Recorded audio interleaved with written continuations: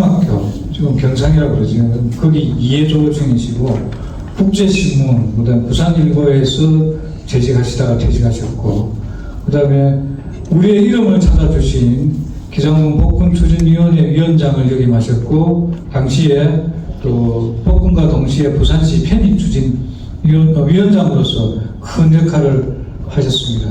저로서는 기장군지, 기장업지, 그 다음에 여러분이 자주 보고 계시는 기장 사람들, 그리고 기장의 민요와 민속, 기장 사투리, 그 다음에 우리가 지금 기장 독립운동 기념사업이지 않습니까? 기장 독립운동사를 교수님들과 함께 공동 집필하셨고, 최근에는 남겨놓고 싶은 사진들이라 해서 선생님께서 평생 동안 현장에서 찍은 사진들을 사진첩으로 해서 올해 발간하시기로 했습니다.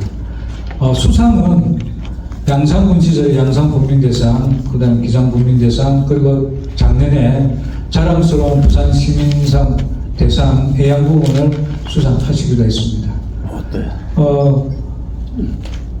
한강 작가가 이런 얘기를 하셨죠. 예, 과거가 현재를 살리고, 그 다음에 역사를 잊은 민족은 미래가 없다고 우리 단재 신채호 스님께서도 말씀하셨습니다.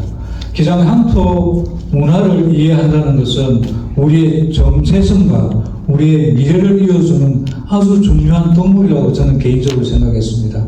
그래서 이 강의가 많은 기장 국민들한테 사랑받는 강좌가 되었으면 하는 바람으로 강사님을 소개했습니다. 강사님을 앉아서 이렇게 설명하실 때 오늘 그림은 제가 AI로 다 만들었습니다. 그래서 어디에도 없는 그림들이 좀 많습니다. 널리 이해를 해주시고 AI로 하다 보니까 잠깐 이렇게 상황이 안 맞는 것도 있다면 널리 개량해 주십시오. 그러면 본론으로 들어가서 우리 공태도 선생님을 뜨거운 박수로 환영하겠습니다. 네.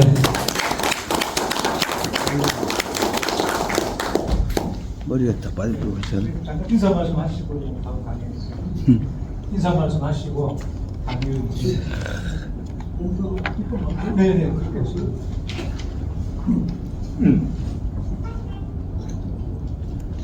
나가면 다 파이다. 참.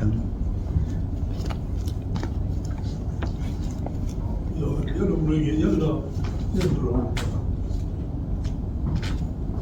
기장 청년들이 현감을 쫓아내는 소리 안 나네. 요거하고 다음에 재령관이라는 용을 모시고 용 형태지요. 모시고 정무님 마이크가 내리기 달라고 제사 지내는 재령관이라는 마이크 영 안 뜨는데. 다음에 1800년도에 마이크 아예 안 나왔네. 기장 사람이 그때 그 돌리는 게 아니고 여기 서 있어.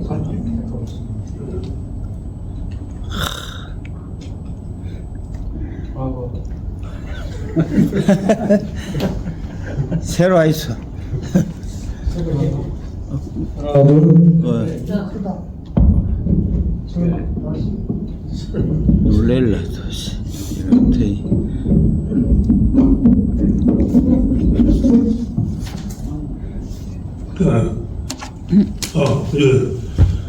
그 1200명이라는 사람이 죽었는데 그때 기장 향교 유림들이 고종 임금에게 구휼 상소문을 올렸습니다. 우리 기장 사람들 살려달라는 그 구휼 상소문 너무 길어서 중간중간 뜻이 아닙니까? 정리된 것을 여러분에게 알려드리겠습니다. 이거 성경에 나오는 이야기. 1870년대의 일입니다. 울산의 건달이라고 소문난 이영이라는 사람이 기장 현장으로 부인해 왔습니다. 넉넉한 가게를 정리하여 서울에 올라가 이조 판소집에 3년이나 머물다가 한 자리를 얻어 내려온 것입니다. 학식 등 배운 것이 없어도 청상유수 같은 말솜씨와 전액으로 벼슬을 얻은 것입니다. 그 당시 내간 시세로는 중간적인 참의 상품 전 국장법, 벼슬을 쌀 5,000석, 그리고 오품이면 쌀 3,000석, 종육품 현감 벼슬짜리는 쌀 60석으로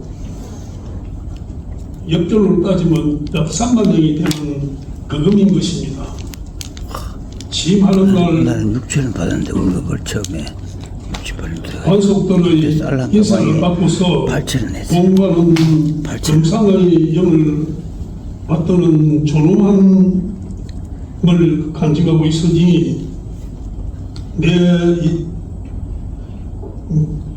영은 초도 없이 어김없이 시행하렸다고 짧은 인사를 했습니다. 그러나 관리는 하늘을 두려워하고 백성을 두려워하고 자기 자신을 두려워해야 한다는 조선 왕조의 관리 이도도 읽은 적도 들은 적도 없는 그야말로 매가는 사또인 것이었습니다. 현감 자리에 앉아 장사를 돌보는 것이 민망스럽지도 서툴것도 아니었지만 아전들의 비웃음 속에서도 그는 나름대로 간지를 갖고 있었습니다. 반년쯤 뒤 그는 3만 장의 본전을 찾기 위해 장관청과 객사, 기타 관아 건물을 대폭 또는 수리해야겠다며 육관관수의 서리들을 불러 세금을 징수하라고 했습니다. 또 각종 세금을 풀어서 강제 징수에 나서는 바람에 가뜩이나 흉년에 겨우 목숨을 이어가는 사람들은 이래저래 죽으나 마찬가지로 하시면서 밀란을 열기 시작했습니다.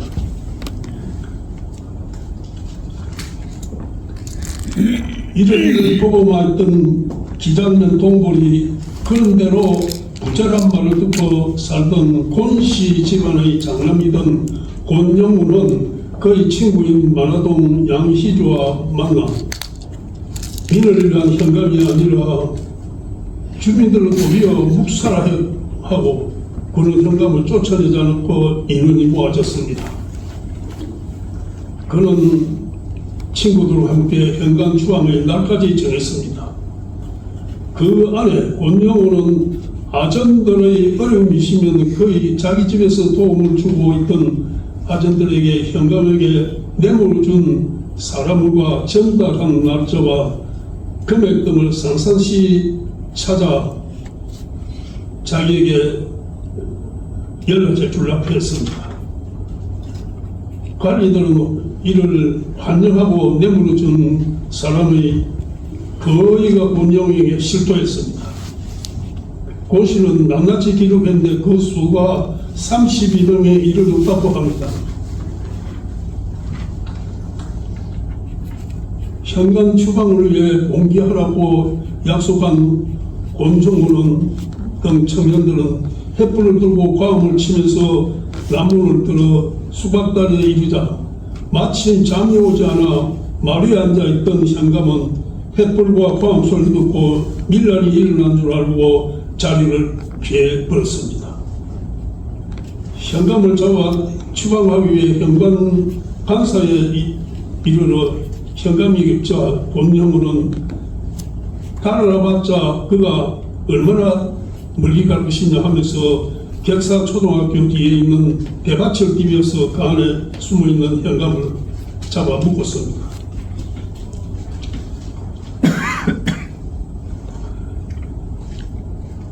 현감은 그 현감을 잡아다가 용소골 위에 저수지 위에 거울을 2m를 합니다. 거기까지 가서 현감을 앉혀놓고 곤영우는 이렇게 말로 했답니다. 현감은 듣거라. 왜 너를 생매장 시고자 하니 임금님은 만백성을 한꺼번에 다스리지 못해 전국의 고을을 만들어 수령을 두고서 임금 대신 백성들이 먹고 잘 살 수 있도록 선정해 달라고 했습니다.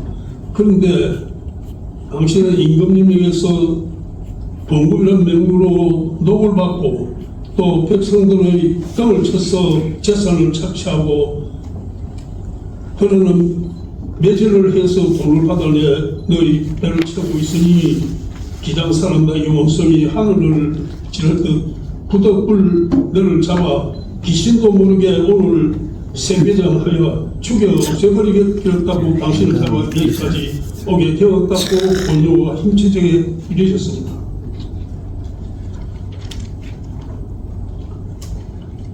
현감은 살려주면 오늘 밤 즉시 현감을 사임하고 고향에 돌아가 반성하면서 살겠다고 했습니다. 권형은 너를 살려주면 너는 동네 부사에게 우리를 고발할 텐데 더욱더 살려 수 없다고 했습니다. 현감은 절대 그런 일이 없을 것이라고 맹세한다고 했습니다. 권형은 처음부터 현감을 죽일 생각이 없이 그냥 기장에서 추방해버리자는 취지였어. 그럼 너는 살려줄 테니 약속한 2가지를 꼭 지키라고 하면서 풀어주었습니다.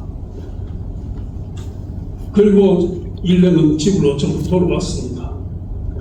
풀려난 현감은 청년들의 약속을 관리하고 밤새 걸어서 동네 구에 가서 부사를 만나 지난밤에 교환들이 집에 들어와 나를 잡아 묶어서 산중을 끌고 가 기장 현금을 사임하지 않으면 생배장했다고 했습니다.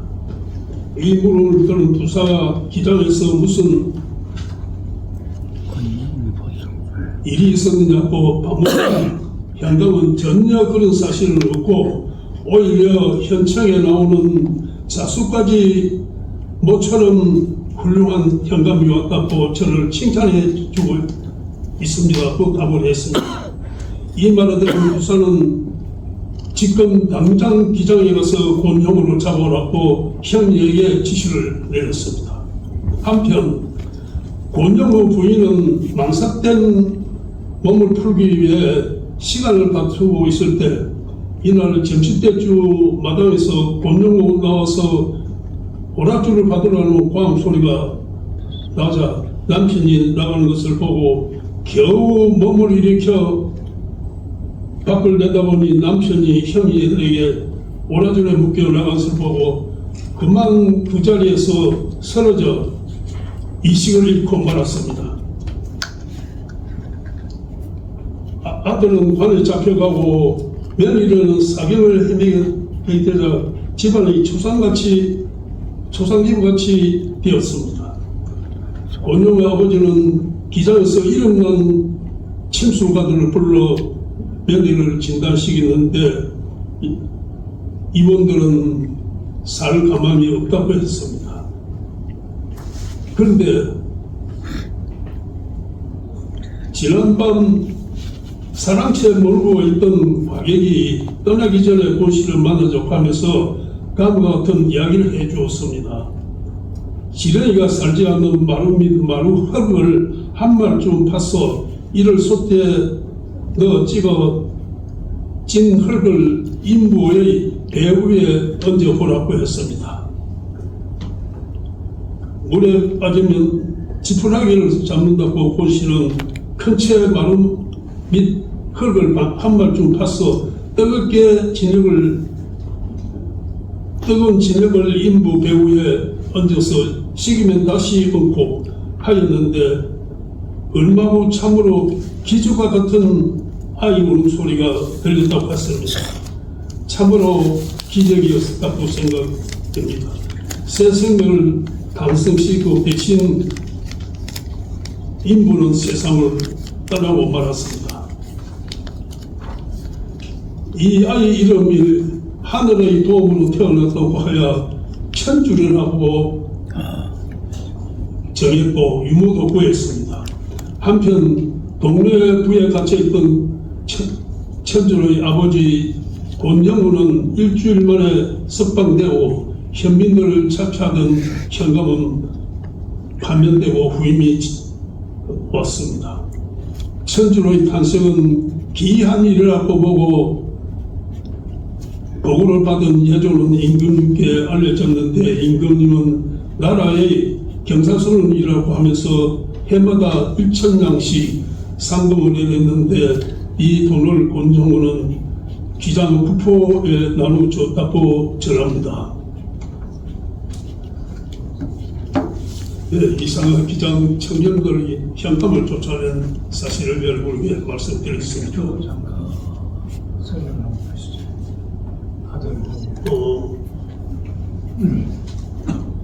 저쪽 사진은 곤상준 씨,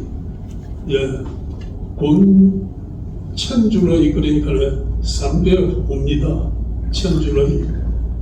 이쪽은 우리가 기장 맹종이수 1910년 그 일본에 개항하기 위해서 국민 학교라는 이름으로 맹정이수기 세워졌습니다. 그때 그 학생들이 모습입니다. 저 학생들 뒤에 보면 그 당시에 나이들이 전부 뭐 30, 40대 이런 나이 많은 분들이죠. 남종 여비 시대 여자들을 갖다 여자들은 참말로 뭐 서른 받고 그렇게 살았는데 이 공부를 시켜야 되겠다 해가지고 맹정이수를 시켜 공부를 시켰습니다. 그때 첫 모습입니다. 저 뒤에 있는 사람들은 전부 학생인데 저기서 또 난 아이들이 기장초등학교에서 약 20명의 독립운동가 나왔습니다. 그 맹정이수는 우리 그 맹정이수가가 있고 노래, 다음에 맹정이수의 그 애국가가 있습니다. 애국가는 오늘 여기 우리 안 했는데 맹정이수에서 불렀던 애국가는 1916년에 제작됐습니다. 그 당시 기장 초등학교 박우철이라는 사람이 우돌이라는 사람이 제안했는데 그 애국가가 구구절절히 참말로 나라를 우리가 찾아야 되겠다 하는 그런 표현이 되어가 있습니다. 지금 우리가 부르는 애국가는 1936년 안익태 선생님이 제안한 건데 기장의 애국가는 이보다 20년이나 앞서가지고 기장 사람들 애국가를 지어 부른다는 것은 정말 대단한 거죠. 대단해. 본은혜 씨, 여러분 본은혜 씨 말씀 많이 들었을 겁니다. 본은혜의 그 조카들은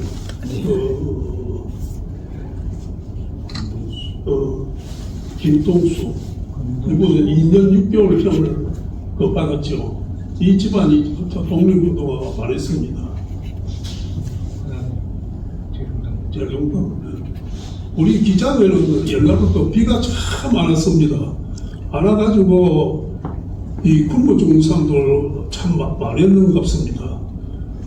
그래서 1881년에 그 신사년에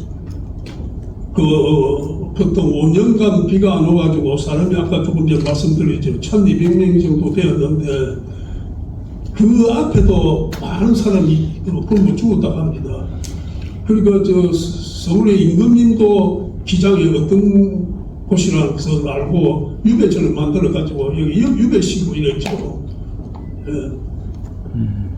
그런 이 임금이 임금에게 상소문을 올리기 전 기장의 재롱당이라는 것이 있었습니다. 조금 전에 말씀드렸지. 비가 하도 안 와서 용에게 우리가 제사를 지내자 해가지고 기장 사람들이 그 앞에서 제사를 해마다 몇 번씩 지내겠다.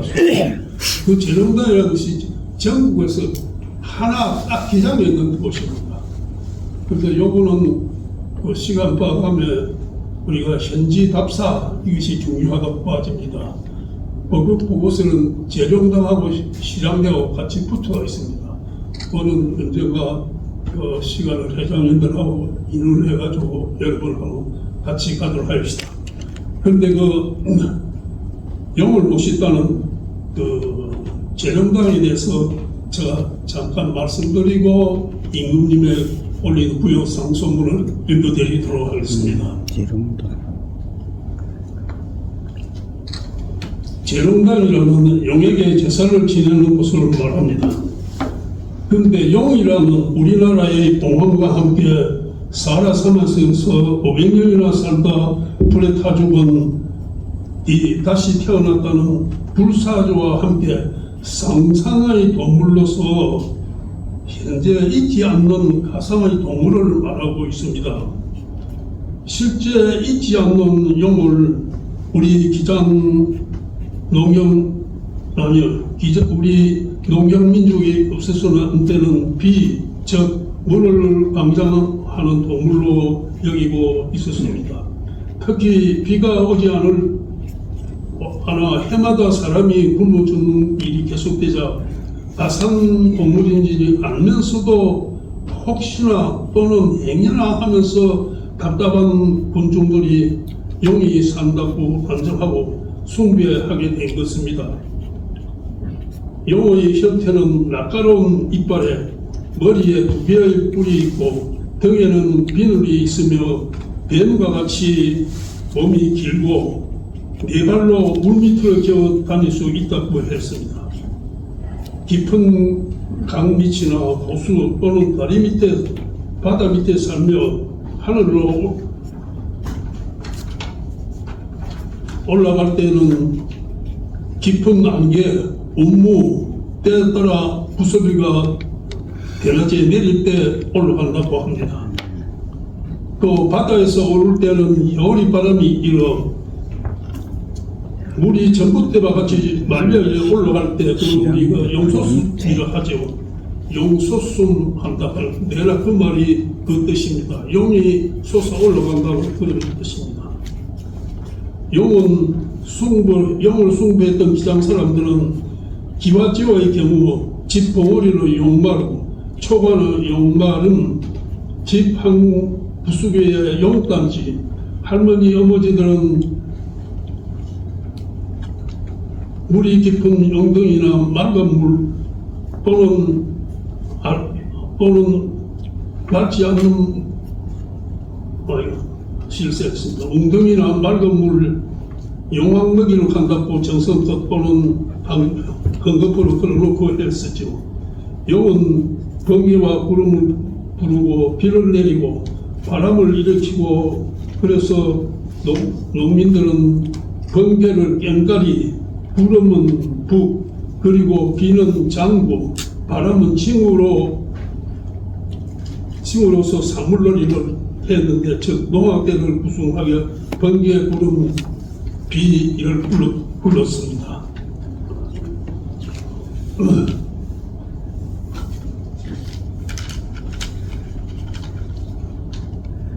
진명에도 큰 관심을 갖고 용암, 용소, 용두대, 대용, 용천, 장안의 용소, 발룡, 기룡, 대룡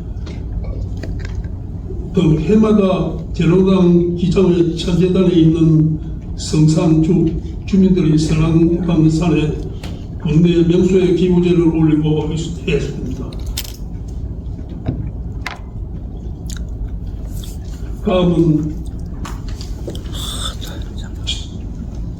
조금 전에 말씀드린 기장 1200명이라는 사람이 죽자 기장 향교 이송화선 등 30명의 유림들이 인문맥에 올린 그 상소문 일부를 여러분에게 읽어드리겠습니다.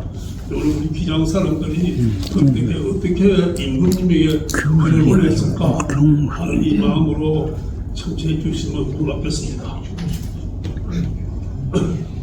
경상도 기장현에 사는 유학 신 이성아등은 성심으로 한공이 거듭 머리 숙여 100배 절하면서 상감 한밖에 글을 올려놨다.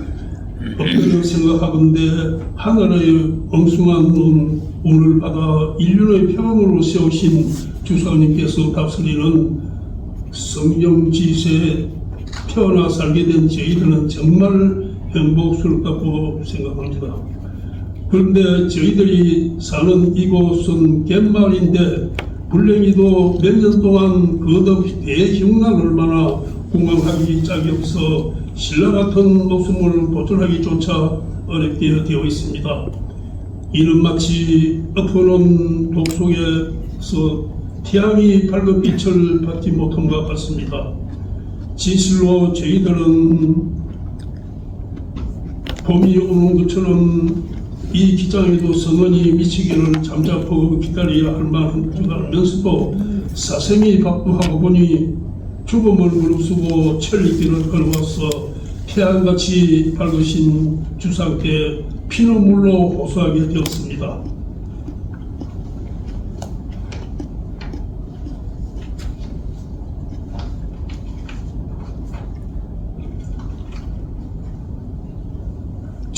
어찌 티끌만치라도 험한 일을 군부 앞에 아니겠습니까? 그런데 지난 신사년으로부터 5년간 계속 신경이 들었으며 작년에는 더욱 극심하였습니다. 신사년이라는 것은 1881년을 말합니다.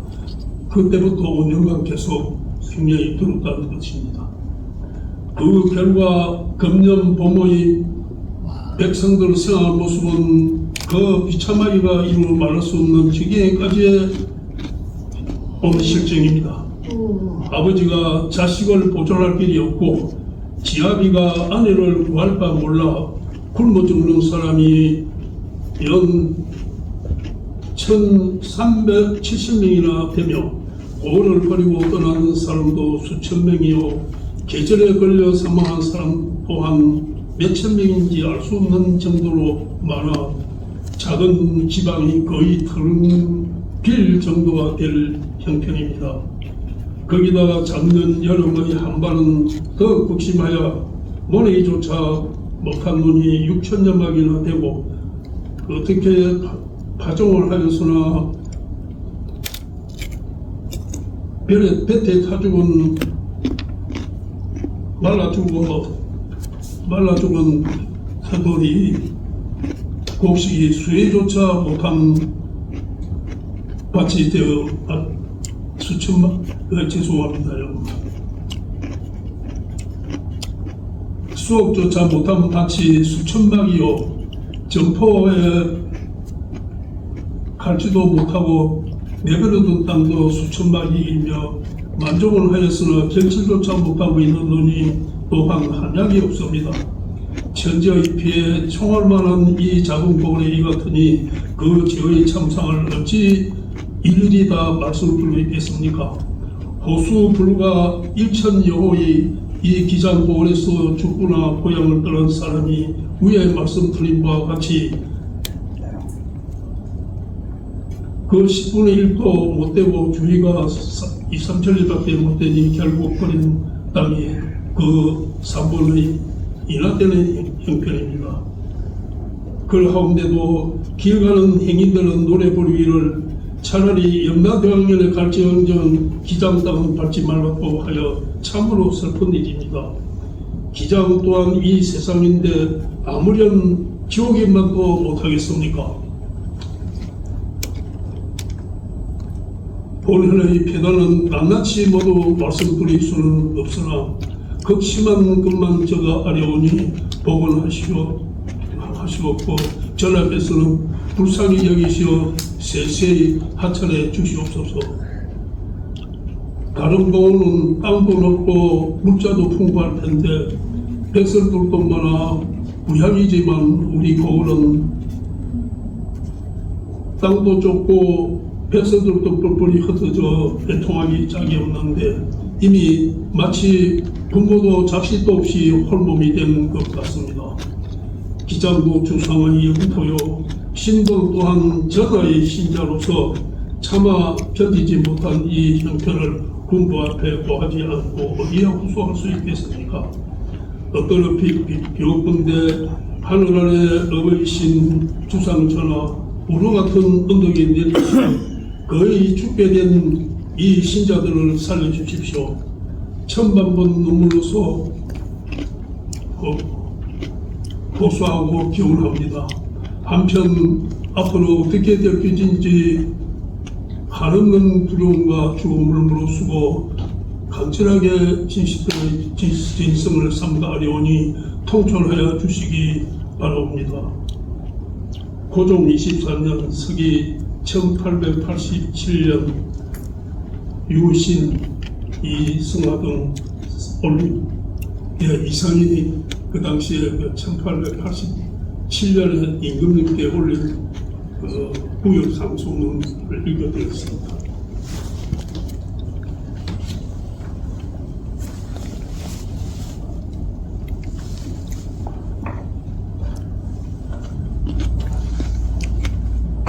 다음에는 우리가 장성 이야기를 한번 해드릴까 싶습니다.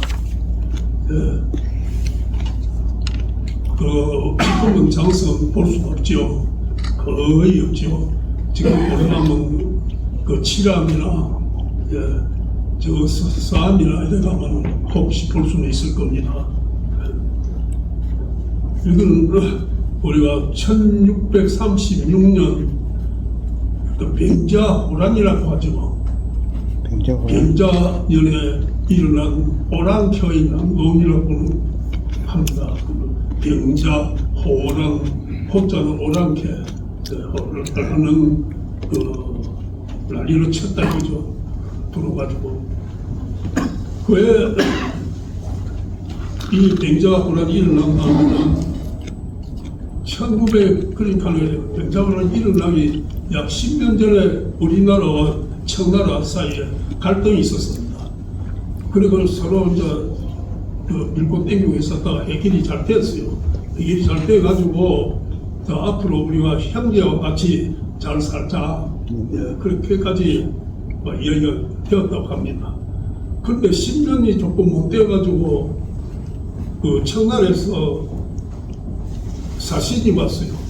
사신이 왔는데 그 들고 온 글을 쭉 보니까 우리가 청나라에서 명나라를 치고자 하니 아우되는 조선에서는 뒤에서 군수된 물자를 지원해라 이런 내용이었습니다.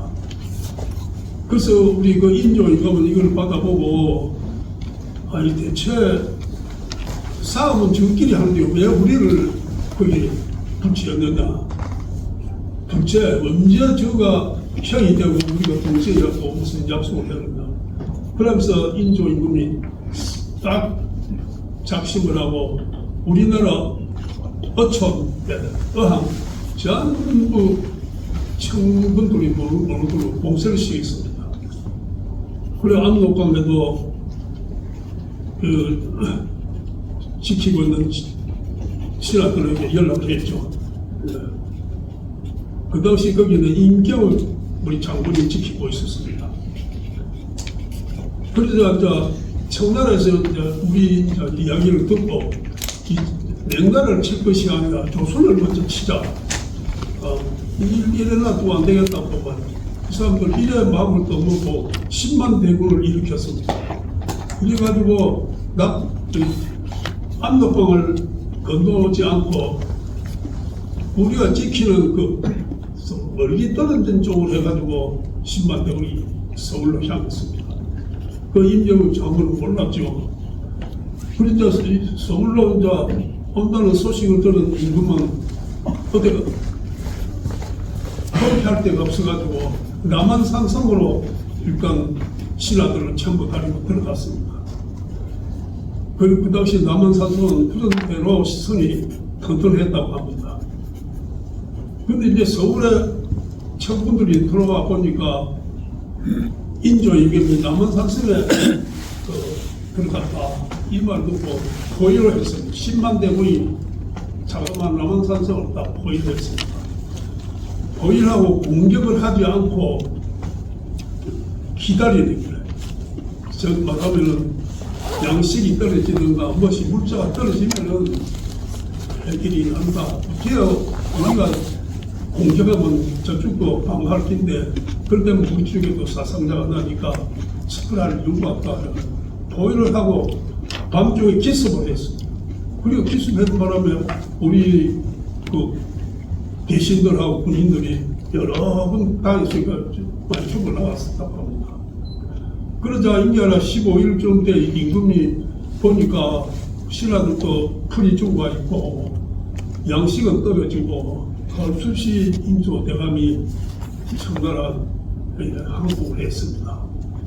항복을 했는데 그 항복하는 그 예법이 아주 엄했습니다. 이거는 그 법은 청나라 군인들이 상사의 말을 거부할 때 벌을 주는 겁니다. 어떤 거냐면 3배, 9고두배. 그러니까 3분 절을 하고 9분 이 말은 땅에 쳐라 이 말. 그리 3배니까 절을 한 번 하고 나면 일어서가지고 또 엎드려가지고 이 말로 3번 치는 거죠. 300. 그리고 그것도 소리 안 나게 살살하면 안 되니까 다시 하라 하니까 소리가 나도록 이 말로 땅에 쳐라. 이래가지고 한 번 하고 3번 이 말 치면 두 번째 또 하고 3번째 하고 절 3번 하고 이 말은 이제 9번 땅을 쳤죠. 이런 우리나라 임금이 숨을 다했죠. 참말로 있을 수 없는 그런 큰 부끄러운 그런 숨을이죠. 그리고 난 뒤 이 금은 이런 거를 진상 좀 하겠다, 무엇을 하겠다가 자기 조건들을 다 들어주고 이제 청구에 물러갔습니다. 청나라가 물러갈 때 그 당시 김하병이 얼마나 됐는가 모르겠지만 또 김하병은 우리나라 성주가 있는 여자들을 전부 하나서 납치를 해가지고 갔답니다. 그 김하병들의 수를 우리가 알 수 없지요. 그때 이 납치돼 간 우리 그 조선 여성들은 그중 본처에 그 지금 여자들이겠죠. 거기서 부각받고 학대받고 서름받고 이 참말로 천만의 땅이죠. 그래서 그 여자들이 그 앞에 그 뭐 큰 강이나 이런 데서 투시대가 죽었는데 그 당시 이 꽃이라고 표현이 되었던데 그래 보니까 물에 떠내려가는 허연 꽃이 흰 꽃이 수없었다. 흰 꽃이 뭐냐면 우리 한국 여성들 시골의 수분이었습니다. 흰 수분. 그럼 물에 빠질 때 수분을 막 긁고 물에 빠져 죽었는지 그건 우리 그 여성들이 그렇게 잡혀간 여성들이 수많은 죽었다고 어느 대학 교수가 그런 쓰라고 제가 한번 읽은 적이 있습니다. 한편 정쟁이 끝나고 나니까 이 병이 던졌습니다. 병이 창궐을 했는데 그 당시 마마병이 전국으로 창궐을 했습니다. 그래가지고 이제 뭐 그 당시 이사 뭐 이런 거 다 없을 때니까 간닥하는 게 점쟁이 양도 무당이었죠. 그가 물으니까 지난번 남한산성에서 죽은 그 사람들을 갖다가 무슨 이정재나 뭐 이런 거랑 전해주고 뭐 큰 구덩이를 파서 한보에 다 묻어붙답니다. 거기 있는 귀신들이 오늘 가지고 일어나가 전부 지금 바보등으로 다니면서 병을 일으키고 있다면서 거기에 절을 하고 비를 하고 그렇게 동일하게 점수이 그렇게 다 나왔다고 합니다. 그래가지고 그림을 그리고 우리 대신이나 본인이나 그 당시 그런 모습을 대충 그려가지고 거기에 제사를 지내고 했답니다. 그러니 그것도 이상하게도 그 병이 자꾸 끝이 들어갑니다. 그래서 동리서 이제 인을 해가지고 각질에서 이제 붙이지 말고 마을 입구에다가 우리가 나무에다가 그림을 그려가지고 씌워가지고 마을 제사의 제일 끝에 제사 지내는 곳으로 하고 뜯기거나 이래가지고 마을 앞에 이제 장석을 씌웠죠. 장석을 씌워가 눈을 그리고 코를 그리고 이제 이래 제사를 하는 모습을 정해주었습니다. 그런데 그 이제 뒤에 있는 뒤에 사람들이 혼자 저래 샤워를 받아도 차라리 짝을 하나 짜자 해가지고 지하 여장군. 지하 여장군 철학 남장군 자고 옆에 지하 여장군 해가 두 개 붙이는 것이 이게 그 장성의 유별이라고 합니다. 그 당시에 전국으로 이 만마병이 꺼지고 우리 기장군에서도 간에서 나와 그 장성을 씌웠습니다. 지금 서부처 수지가 있는 건대동으로도 장성백이라고 합니다. 장성 씌웠대요. 장성백이. 그리고 저 오신 뒤에 있는 그 장성백이가 있습니다. 거기에 우리 기자에 출입한 사람이 장성백이 식당을 오래했죠.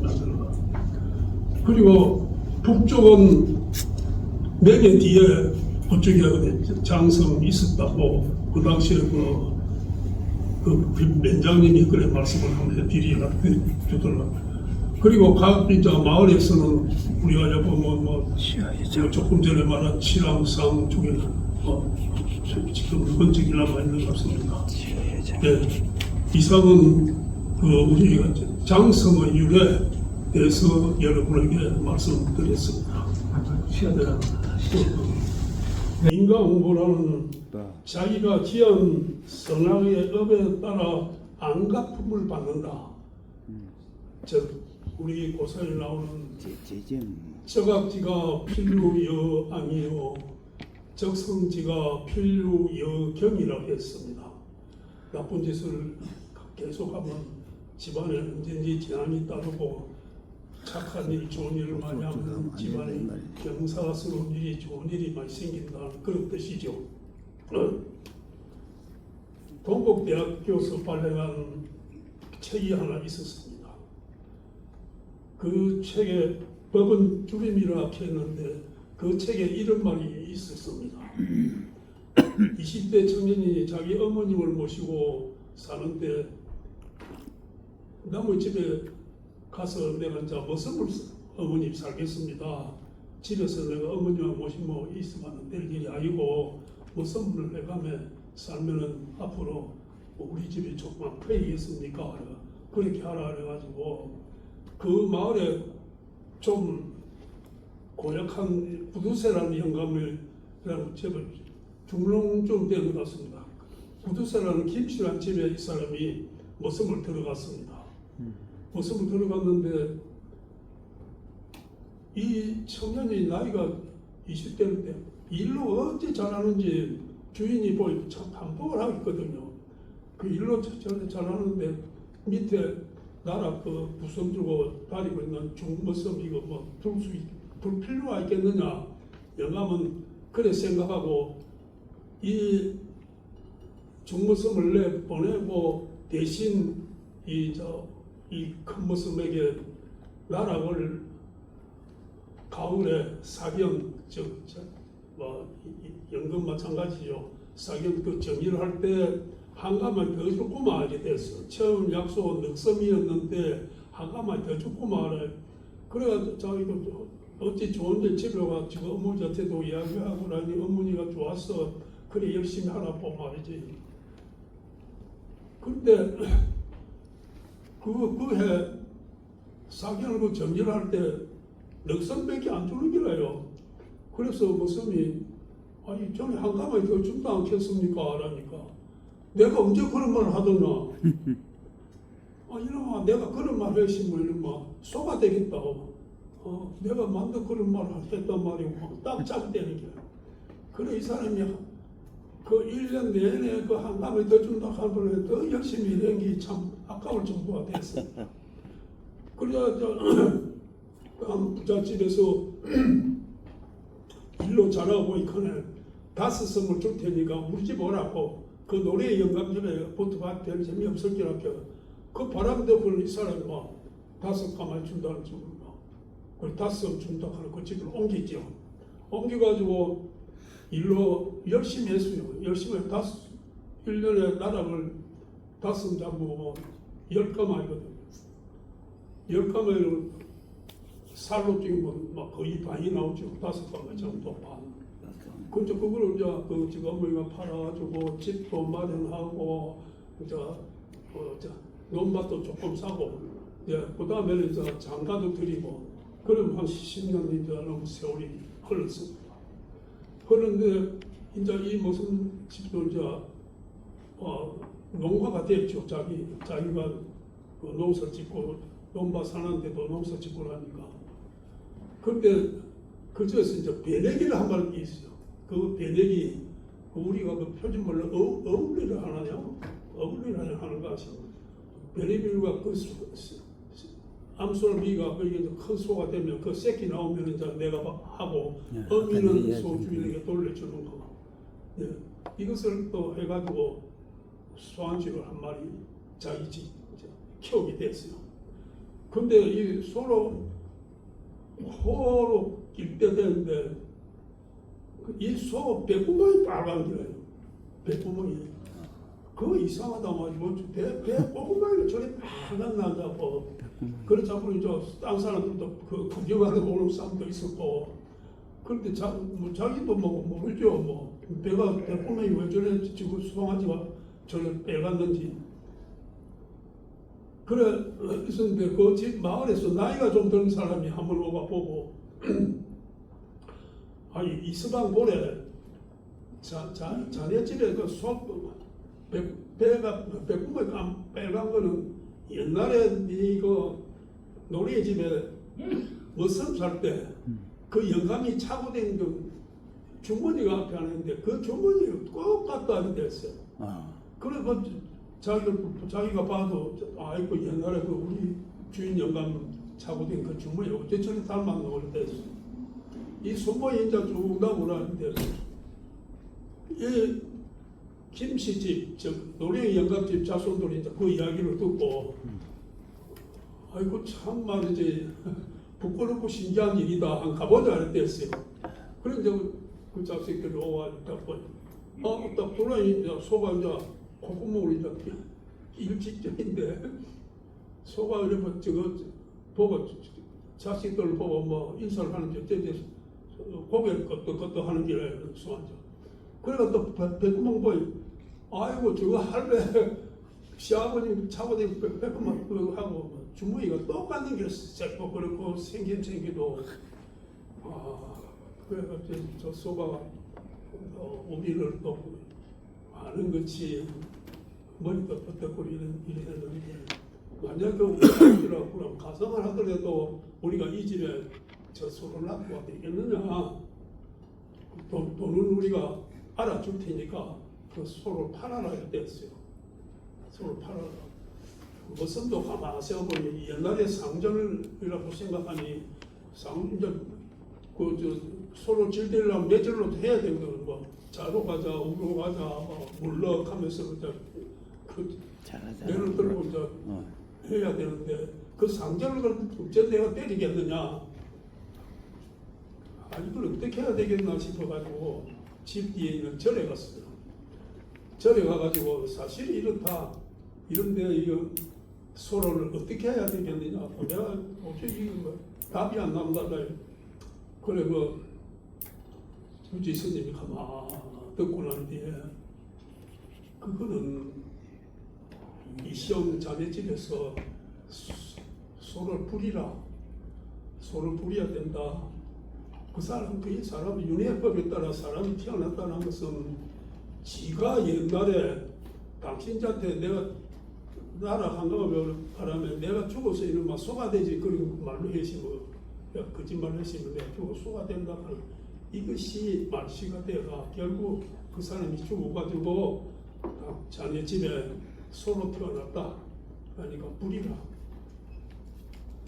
그리고 이거는 자기가 그 소가 해탈돼 가지고 다음에 윤회법에 따라 사람이 태어나다고 해야지 이미 여기 소개로 태어나가 여기 왔는데 그 죄를 말이지 안 같은 걸 자기가 피할 수가 없다.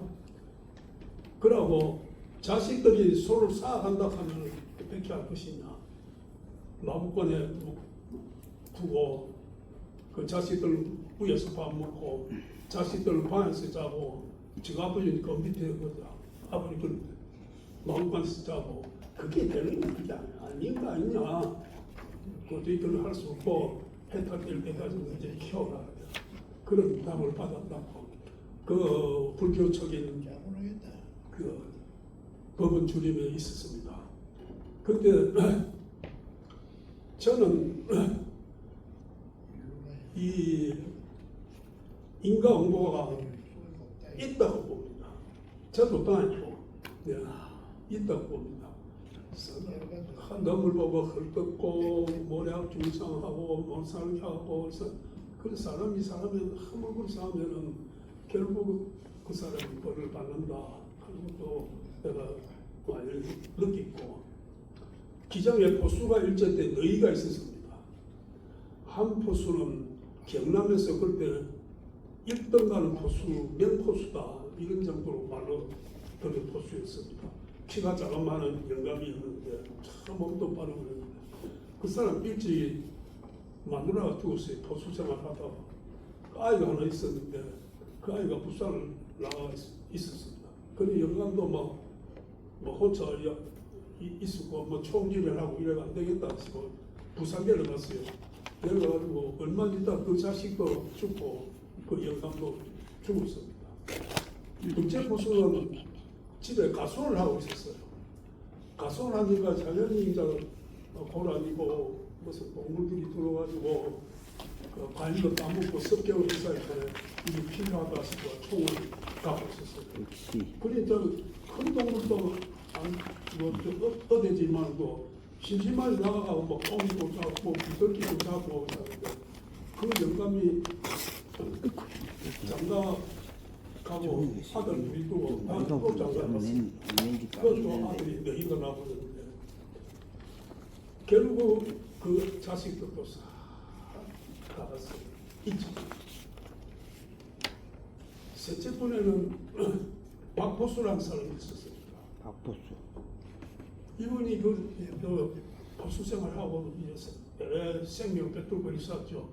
근데 그 집 아들이 자기 아버지 하는 것이 그 참 잘못됐다 싶어가지고 선임이 되어가지고 전에 가서 명도 제가 돌아가시고 나한테 명복도 빌고 그랬는데 결국 그 사람도 죽고 그 집도 자손 다 멸종됐어요. 그 다음에 기장서는 근데 큰 부자였죠. 김씨라는 집인데 큰 부자였습니다. 우리가 어릴 때 보면 그 사람 이름 보면 칼날을 이렇게 뽑고 보수 뭐 모자 쓰고 총도 들고 뭐 부대님 참 멋이 있더라고요. 그 어릴 때는 우리가 그래 봤는데 이어른 되기는 머슴들 불러가 모래 하시고 그 짐승 잡고 꽁머리 뭐 다리 이런 데가 아이들 해열제 좋다 하면 집에 가서 걸어놓고, 근데 이 집도 한 20년 못 가가지고 자식까지 싹 다 버렸어요. 또 하나 내가 주인공 묘사를 만나봤으니 이제 이런 이야기를 할 수 있는데, 부산 강북동과 창성도 고사에 사천 건물을 갖고 있는 김씨라는 분이 있었습니다. 그 사천에는 자기들이 가족들이 살고 3천까지 이제 세를 주고 있으면 그 번화가가 돼가 세가 많이 나오고 그래 살았는데 이 집 주인 남자가 쉽게 말하는 동패이라냐, 뭐 돈은 뭐 꽉이시니까 엽천 두 자리를 사가 놔놓고 수련기에 되면은 나가 요 자천 용소 뒤에 그 무슨 산이들 그 산 그런 기장에 앉아서 큰산 아래로 댕기고 그 자기 친구 이제 둘이 하고 운전수하고 서 이거 자기하고 너희가 그래 다니고 수련기가 또 끝나면은 바다 기장 앞바다 이제 낚시 댕기는 거. 그 섬줄 하나 정해놓고 자기 갈 때는 그 배 타고 낚시 댕기고. 그러면 여기서 살인, 저기서 살인이 아니라 살생, 거기도 살생, 여기도 살생. 이 사람은 그런 일만 하고 살았습니다. 그런데 한 번은 자기 부인이 우리도 자식 키우는데 이런 일 좀 하지 말라고 말이지. 어디 딸이 서야 안 있느냐. 그 이 중에 우리가 자식들이 없어졌다든가 당신은 내가 없어졌다가 하면 아이들이 크게 얼마나 지장을 받노, 얼마나 슬피 생각하겠노. 짐승도 마찬가지다.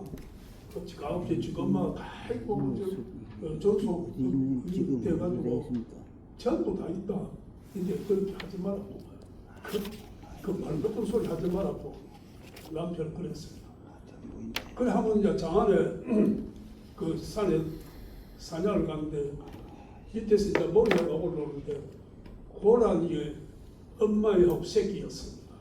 엄마는 앞에 뛰고 새끼는 엄마의 뒤로 따르고 뒤에서 이제 둥둥둥 하고 자꾸 올라오니까 모래 당기가 그때 이 사람 뭐 목을 잡고 있는데 허리가 얼마 안 됐어요. 그래 탕을 했는데 엄마가 그래서 이제 딱 쓰러졌죠. 새끼를 가다가 엄마가 쓰러지니 주춤에 썩어 있고 그때 이 사람 천천히 거기 갔어요. 자다가 한 5m쯤 가니까 그 새끼가 엄마 사람 온다 하는 거지 발로 빽빽빽 치면서 빨리 일어나라 놓고 말이지 뭐 하는 것 했어요. 저 짐승도 참 희한하다 하면 그걸 바로 가까이 갔는데 죽은 줄 알았던 고라니가 머리를 딱 들이밀어요.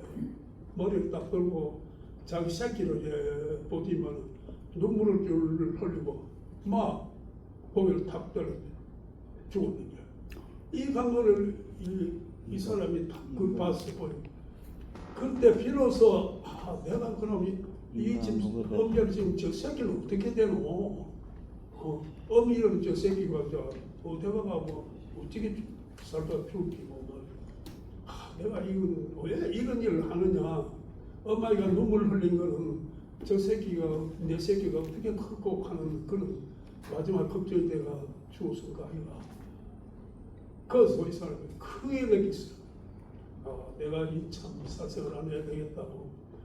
그러자 그 사람들 모르는 사람도 올라와 도라니를 조금 뒤에 씹는 그런 게 있었던 거죠. 고라니 거 씹고 들어오는데 저 새끼가 잠깐 따라오더랍니다. 차 뒤로 따라오면서 송려를 내버릴 새끼가 없어졌는데 그치 와가지고 자기 집에서 자기 마누라 이야기를 했어요. 당신 말이 맞았다고. 내가 오늘 이래 해가지고 고라니 쏘았는데 어미는 이래 되고 새끼는 이래 됐다. 내가 왜 이런 일을 했는지 모르겠다고. 그러니까 이제 그 부인이 내가 뭐 이렇게 하더냐고 말이지. 그래도 다행이라고 당신이 이제 이런 일을 안 하겠다 하니까 그럼 총도 이제 반납도 해보고 낚시도 전부 다 없애보고 이 사람이 이제 그 마음을 바로 잡았죠. 그런데 인과응보를 하면서 피할 수가 없는 게 자기가 자신 피할 곳도 없고 근데 이 사람이 그날 며칠 있다가 술을 먹고 와가지고 그 사천에서 화장실에 간다 넘어졌어. 넘어져서 대전탄이 나가지고 부산 병원에 갔는데 이혼하다가 큰 병원을 가다가 서울로 올라갔습니다. 서울로 올라가서 큰 병원에서 거기서 치료를 주고 하는 게 겨우 목숨은 살라서나 식물인간이 됐어요. 그래도 부인이 행여나 싶어가지고 대수에서 이제 그 치료도 하고 했는데 그런데 그것도 이상하게 자기 사는 집이 이상하게 자기 남편이 보정을 한 거다 뭐 이런 거다 이래가지고 은행에서 날라오는 거예요. 돈은 안 갚으면 안 된다고 갚아라 가지고 그리고 자기 남편은 식물인간이 되는 거 모르고 부인은 뭐 무슨 일이 있는지 모르겠고 이런저런 하다가 뭐 남편이 죽었어요. 죽고는 이제 실로 하면 이제 장례를 치르고 그 집 문제를 이제 변호사를 통해서 알아였어요. 변호사도 이런 전부 일로 정리해봐요. 이거는 당신 남편이 잘못된 때문에 집을 은행에 안 뺏길 수가 없다 이거를. 그래 집을 뺏겼어요 이 사람. 그래 아들 다니고 나왔는데 나가 자기 폐물하고 다음에 이제 경찰서 맡기는 자기 남편은 그 총하고 그래가지고 팔아가지고 아파트를 하나 마련했어요. 거기 이제 이 아들 고등학교 졸업을 좀 시키는데 그 엄마가 나와가지고 처음에는 어느 저 사장 운전을 했답니다. 사장 운전을 해보니 이것이 그게 아니다 싶어가지고 그 그만두고 추락 운전을 했어요. 그 면티가 그 체인대다 내놨던 거죠. 그 추락을 해가지고 거기서 나오는 이제 그 돈을 갖고 아들 학교를 시키고 이래가지고 아들 서희는 다 시골 보냈는데 지금 혼자 그 아파트에 살고 있다고 했으니까 만나봤습니다. 만나보면 지금 그래 착실한 기독교인이 자기가 됐다 하면서 어떻게 생각하느냐 하면 뭐 인가는 뭐 알겠느냐 남편이 그래 그 죄를 않아서 결국 그 고난을 받고 있는 그런 사람들이 자기 남편에게 그 온기락하죠. 온수라는 원자하고 기라는 기자 온기를 갖는 바람에 이런 일이 낫겠느냐 하면서 그 자기가 그 교회 나가서 그 남편에게 돈을 빌고 있다고 하더라고요. 그리고 우리가 또 하나 여러분에게 내가 말씀드릴 것은 1983년 9월 1일입니다. 그 당시 미국에서 출발한 우리 서울로 오는 보잉 707 그 비행기가 아라스카를 통해 가지고 우리 서울로 오는데 이 비행기가 러시아 땅을 옆을 지나가는 거예요. 러시아 땅으로 지나가요. 그 러시아서는 아마 주시하고 있었던 것 같아요. 그래 어느 날 또 보잉이 러시아 땅 해가 경유로 내려가니까 전투기를 출격시켰어요. 그 전투기가 앞에 가가지고 보통 그 항로가 이탈됐다 하면은 비행기가 이래 앞에서 이래 신호를 하거든요. 어느 쪽으로 따르라, 날로 따르라, 어느 쪽에 내리라 하는 그 날개 신호를 하면 조종사는 안답니다. 그거를 했는지 안 했는지는 그건 모르겠지만도 어쨌든 그 말을 안 듣고 그냥 자꾸 간다. 예.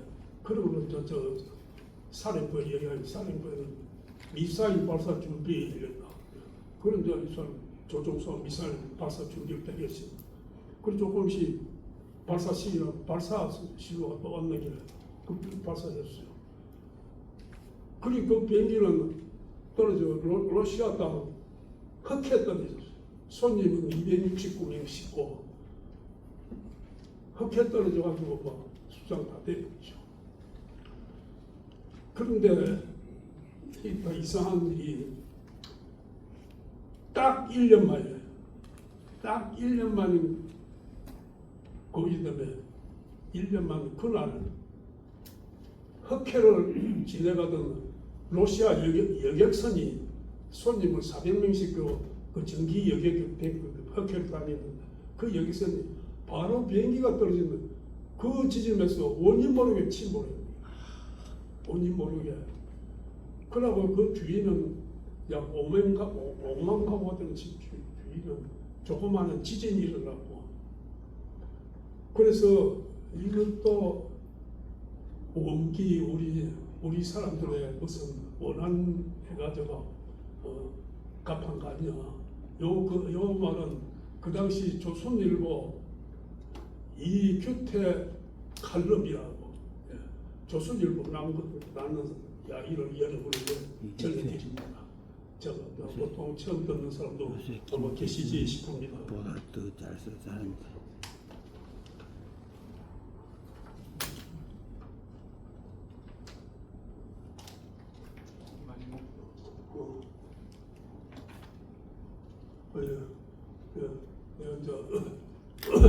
두와 두견세 요 충북 고사입니다. 제가 준비도 크게 안 해가 왔습니다만 고사 한마디를 여러분에게 마지막으로 들려드리려 합니다. 두라는 견우, 두견이라는 이 사람이 그 임금님들하고 모임에 그 장관이죠. 그쪽 장관택인데 그 모임에 아침에 가고 일 보고 장관으로서 지도하고 그랬는데 하루는 임금님이 그 내일 오찬회를 할 테니까 부부하고 같이 오찬회를 하자. 부인들 전부 다니고 오시라 이렇게 됐어요. 그런데 두견이는 집에 와가지고 자기 부인에게 말을 했어요. 부인도 좋다 하고 그 두견이도 좋고 어쨌든 그거 가면은 전부 다 차림 해가 다 옷인데 그 당신도 참 아름답게 그 차림을 하라고 말이지. 이래가지고 그 이튿날 두견이는 자기 마누라하고 갔습니다. 부인하고 갔는데 그쪽을 앉아 계시던 임금님 잡다가 그 두견이하고 부인이라고 이제 인사를 쓰였어요. 그래 임금이 두견 부인을 딱 보니까는 우리나라에 이렇게 아름다운 여성이 있었느냐 하는 정도로 마음이 흔들렸습니다. 그래 내가 그날 오찬을 하면서도 그 임금은 두견이 부인한테만 내가 눈이 가가지고 그래 이제 나중에 이제 다 마치고 갈 때 두견이하고 부인이 임금님한테 오늘 그런 음식을 잘 먹고 대접 잘 받고 한다고 절로 하니까 임금이 한단 말이 두견 제사 그 자네 부인은 놔두고 가야 이러는 거야. 예 이러니까 부인을 갖다 임금이 놔두고 가라고 하는 건데 자꾸 깜짝 놀라는 거예요. 예 하니까 왜 임금이 왜 가? 그래서 이 두견이 제사에 눈치가 팍 들어왔는 게 아이고 참말이지 전하 너무 영광스럽습니다. 우리 가문의 큰 영광이라고 말이지.